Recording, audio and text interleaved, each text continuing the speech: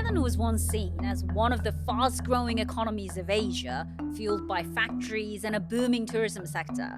But those days are long gone. Those factories have started to pack up and go to regional rivals like Vietnam. So one would expect that Thai voters would want to shake things up to jumpstart the economy.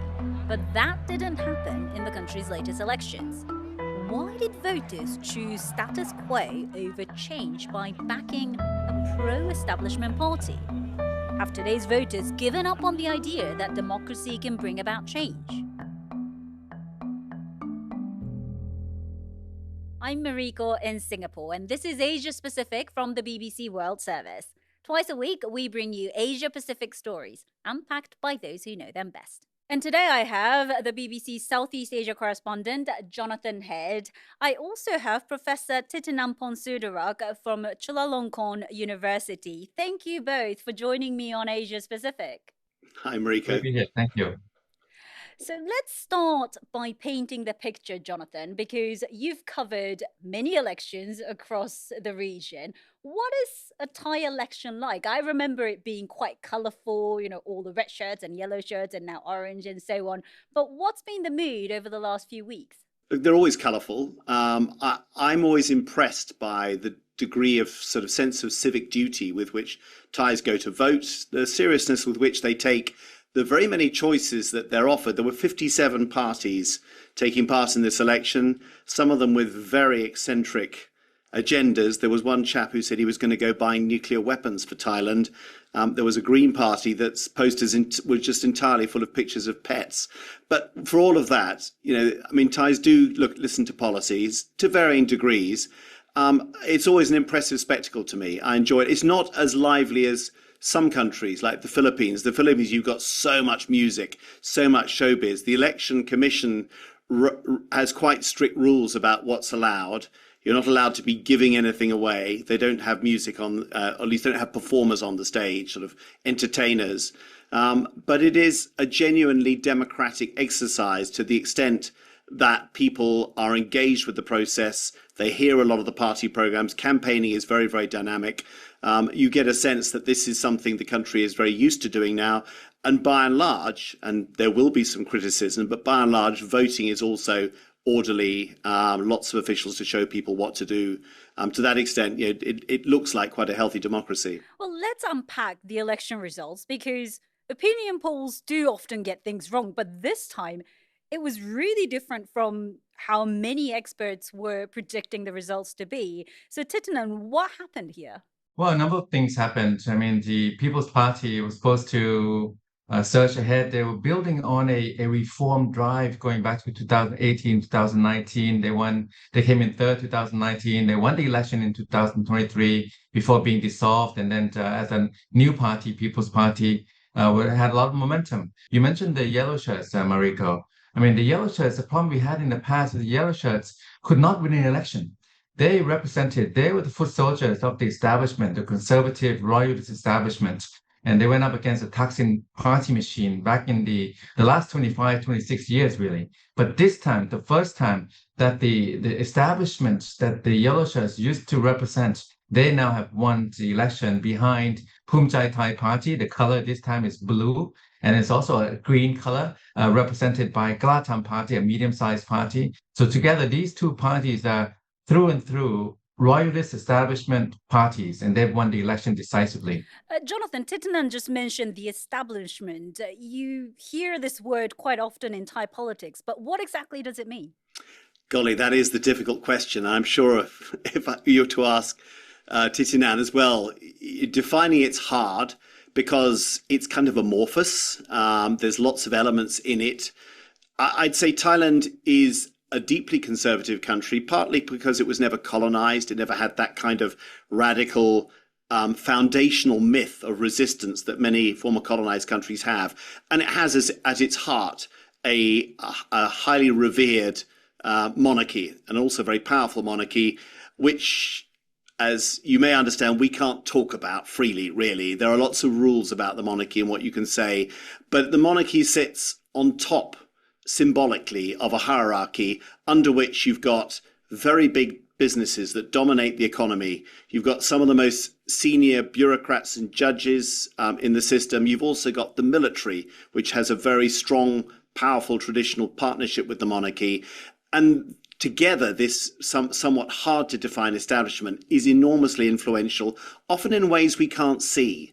And their influence pervades through Thai society. You know, a nod or an instruction can often get officials lower down to follow their orders. So it's very hard to define, but it has meant that Thailand has tended to veer conservative in the past, and that parties that have, or entities that have tried to challenge that, have run up against all sorts of obstacles. I mean, Thitinan mentioned then the Move Forward, the predecessor of People's Party, being dissolved. The Constitutional Court has become this extraordinarily powerful conservative referee that can, at a stroke, dismiss prime ministers, dissolve parties, ban people from politics, for all sorts of what seem like quite trivial transactions, but nearly all of these are on the anti-establishment side, broadly. Do you think it's possible that voters kind of lost faith in the democratic election, especially what happened last time when the Reformist Party did well and yet wasn't allowed to govern? Do you think some people may have just kind of given up on that idea, Thitinan? Not given up, but I think that voter turnout this time, for example, is just under 65%, as opposed to 75% in 2023, 74% 2019. So the momentum and the surge of these younger demographics has slowed, and maybe thinking twice, given the numbers that we have. Also in 2023, I think the Move Forward at that time, they had a campaign platform based on amending, really reforming the military, the monarchy, judiciary, really kind of recalibrating, rethinking, reordering Thai society and politics and economy. It really caught traction, caught fire, and they had a lot of support. They won the election. This time, they cannot campaign because they were prohibited by the Constitutional Court during the ban and the dissolution from campaigning on Les Majestés Amendment. So they had to stick to kind of an anti-corruption platform, and that sounded more bland. I think that the leadership shifting from Pitha, Lim Charoenrat in 2023, Move Forward, very charismatic, very cosmopolitan, to Nattapong Ruengpanyawit, he's very young, he's very competent, capable, but doesn't have the same kind of mass appeal. I think a lot of the base also got upset with the party, People's Party, for voting for Anutin to take office back in September, in exchange for writing a new constitution. I was going to say, it's worth looking at just how well Anutin's Bumjai Thai has done. If you go back to the 2019 election, they were then just a mid-sized, very provincially based party, about 50 seats. They could bargain to be part of a coalition. They don't have much of an ideology. They don't set an agenda. Nearly 200 seats now. They got around 70, just over 70 at the last election. This is a huge surge. And it's worth making the point, this is being done partly of very good campaigning and answering people's need for simple bread and butter sort of programs that can help them when they're under economic distress. But also, the biggest factor in Thai politics over the last 25 years has been Thaksin Shinawatra Pheu Thai Party, the election machine that for 20 years could not be beaten. It has fallen so far. It did much worse than expected in the last election, but actually came second place. This time, it lost half its seats, and most of those almost certainly went to Mr. Anutin's party and the other conservative parties. The conservative parties are feeding off the carcass of Pheu Thai, the old populist electoral war machine, and that's really strengthened them, and I think that's made a very big difference. Yeah, I do definitely want to ask you about the economy, but speaking of Thaksin Shinawatra, I mean, what happens now to the Shinawatra family? Because his sister and his daughter were also the prime minister. There was a huge political dynasty. Is this kind of the end of Shinawatra family? I want both of your opinions, but Jonathan first. You can never say never with Thaksin Shinawatra. He's an incredibly persistent man who, remember, spent a long time in exile. He was ousted by a coup. He had multiple reverses. He had his assets sequestered, and yet he managed to remain extremely wealthy. And managed to get himself back from exile with what looked like at the time a solid, grand deal with the conservative establishment to let him govern, or let his his surrogates govern, provided he kind of went along with their concerns, keeping the progressives out. But the speed with which that deal fell apart, with his his appointee as prime minister, Seta Tawasin, being dismissed by the courts, and then his daughter, Paetongtarn Shinawatra, being caught out in mishandling the conflict with Cambodia. That's been enormously damaging to the Shinawatra brand. He never expected to go to prison. That was presumably part of the deal. He is now in prison. He does face other potential charges. I think at this stage, seeing how far Pheu Thai's fallen, it may be that his party will be left alone. They may even at some point just join a conservative coalition and be content with that. Thaksin Shinawatra is an interesting man. I mean, he's unlike other tycoons in Thailand who are content to be rich and exercise their influence behind the scenes. He's always liked to be front and center. He's made a lot of misjudgments. Let's see if he's finally done. He's in his 70s now, and his health isn't perfect. So it may be his time has passed. I think, Thitinan, I think you probably have a better sense of that than me. He's a kind of a deal maker. He thinks that he can make the next deal and get out of a difficult position. But this time, after getting out of jail, now he's in jail. Pheu Thai, to me, they're at a inflection point. So is People's Party.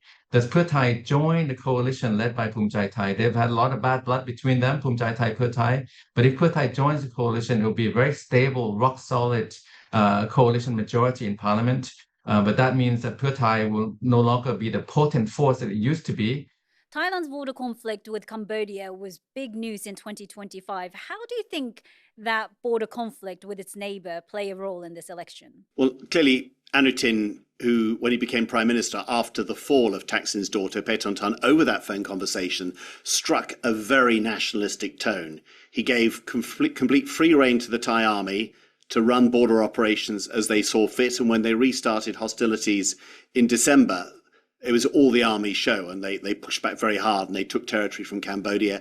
And during the campaign, he was unashamed about it. And he was talking about, he said, nobody will push me around. I will stand up to Cambodia. I will defend Thai soil with my life. Anutin is an easygoing guy. He's not the kind of guy normally who strikes this kind of uncompromising posture, but he used that really as a centerpiece of his appeal. I don't know how much it played. I'd be interested in Thitinan's view on this. I know it would probably have played quite well among border communities who suffered, casualties and destruction and damage from the Cambodian attacks. Well, there were clashes with Cambodia in July and December last year. And Anutin, after he became prime minister in September, he jumped on it and kind of outsourced, delegated to the military to have a free hand over border policy. And he used nationalism vis-a-vis Cambodia as a campaign policy plank. And I think a lot of people felt something about that we had to stand up to Cambodia. So I think it resonated. In addition, he also used royalism, being backed by the palace, by the powers that be, and being seen. He even had an audience with His Majesty the King the evening before the election last Saturday. And then I think he has these a few technocrats to market with as a kind of political marketing for the campaign. The Thai economy was booming in the late 80s. I think the economy was growing at like 13%, but it's been really stalling in recent years. So what happened? What went wrong here? Yeah, that you've got to go back to the 1980s when the first flush of globalization took place, and it was mostly Japanese, Hong Kong-based Chinese companies looking for cheaper places to manufacture. If you were looking at Southeast Asia then, Thailand was probably your only choice. It was pretty stable, had a very low-cost workforce. Indochina was at war. Indonesia wasn't viable then. Philippines wasn't viable. Thailand really benefited from being one of the first countries to be used as this global supply chain spread. And growth was very, very rapid back then, right up until the financial crash in 1997. And it picked up pretty well after that as well, the time of Thaksin Shinawatra's first administration, where he really benefited from this recovery. But it sort of stalled since then. It's been stuck at a sort of upper middle income level now for about 20 years. It's unable to move on to the next logical stage of development, which should be knowledge-based, technology-based, having more indigenous companies producing their own IP, for example, rather than just being somewhere that other companies make their own stuff and then sell to other countries, which is what Thailand's really been. And that's partly because of the political instability in the country and the lack of long-term policies of governments lasting long enough to do it. Yeah, I guess that's why it's quite surprising that they decided not to vote for change. But what about a tourism sector? Wasn't it a huge driving force for the economic growth, Titanen? Well, tourism is an easy fallback, but even tourism is declining. And once you become reliant on tourism, there are a lot of drawbacks. There's a drawback that you are relying on the labor-driven kind of hospitality. Tourism is it's a major foreign exchange earner. It's 1/5 of the Thai economy now. But what you want to do is to climb up the value chains to the kind of industries that Jonathan was mentioning. We missed this kind of innovation burst over the last 15 years. AI startups, because of this instability, this back and forth between all the yellow shirts, red shirts, the coups, the military coups, the judicial interventions, and so on. The cautionary tale here is that you cannot sit still and have internal feuds and internal squabbling forever. It costs you. Thailand has lost competitiveness. A little bit puzzling that this time the vote went to the conservative side, because they don't seem to have the kind of economic reforms, structural changes the Thai economy needs. On the other hand, I think People's Party may be too far-reaching, too idealistic in what they're offering, not concrete enough for people to fall back on. If this keeps on, we will see Thailand, kind of subsiding to the lower end. It's already kind of a laggard in the region. It's been nicknamed recently as the sick man of Asia. That could stick unless something changes. It's interesting, that reference to the sick man of Asia. So many Thais have come to me. It was an article in the Financial Times. Quite stung by it. It used to be applied to the Philippines when the Philippines really was not doing well economically. But also Thais really are looking closely at Vietnam now. It's got a larger population, but in some ways a comparable country, a neighbouring country that used to be much, much poorer and at a much lower stage of development than Thailand. Vietnam is racing ahead. The ambitions of the current government in Vietnam are breathtaking, but they are focused on escaping the middle income trap, building knowledge and tech-based economy. You've both referenced the phrase the sick man of Asia, which was used in the Financial Times headline. If so, what will be the cure? And do you think this new administration can offer it? I think first the politics has been the big drag, all this instability, polarization, back and forth. And finally now the establishment has to be very pleased that his party now is finally be able to win the election. And now they have a political stability, coalition majority, very strong one. And let's see what they will do. I mean, on the other side, you would think that Thailand would need to tackle structural reforms of the economy. We know what, it's not a rocket science what Thailand needs to do about education, about upskilling and reskilling, about climbing up value chains, and about tackling monopolies. We have an oligopoly, really, and that the oligopoly is eating from the pie. The pie is not growing anymore. I'm thinking that this party is linked to a lot of these monopolies, and what would they do with that? But there'll be a lot of public expectations. It could also be that things will get worse. The economic stagnation will become more salient and deepened and widened, and that maybe people will learn during that process that they need real change. We'll see what they can come up with to jumpstart the economy, which obviously is very important to many of those voters. Titanen and Jonathan, thank you so much for joining me on Asia Pacific. Thank you. Thank you. Good to be here. Thank you very much. Good to be with you, Marika. You've been watching Asia Pacific from the BBC World Service with me, Marika Oi, in Singapore. If you have any questions or thoughts on what we've covered in this episode or any other stories from the region, please leave us a comment below. You can also get in touch with us on email, asiapacific@bbc.co.uk, and click like and subscribe so you never miss an episode. See you next time.